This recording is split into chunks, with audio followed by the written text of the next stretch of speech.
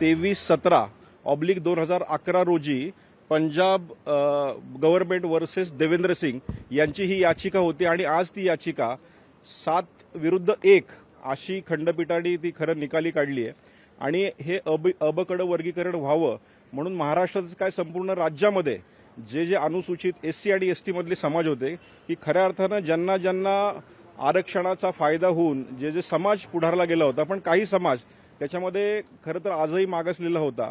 राजश्री शाहू महाराज यांनी खऱ्या अर्थानं ज्या आरक्षणाची सुरुवात केली होती आणि त्या आज सर्वोच्च न्यायालयाने जो निकाल दिलाय तो खऱ्या अर्थानं खूप आनंदाचा क्षण आहे असं म्हटलं तर वावगं ठरणार नाही. मागणी आहे, म्हणजे अनेक ठिकाणची मागणी आहे. महाराष्ट्रामध्ये मातंग समाजाला स्वतंत्र कॅटेगरी मिळावी अशा पद्धतीची मागणी आहे. त्याचा विचार राज्य सरकारने करावा. मातंग समाज हा मोठ्या संख्येनं महाराष्ट्रामध्ये आहे आणि आरक्षणाचा फायदा त्यांना होणं अत्यंत आवश्यक आहे.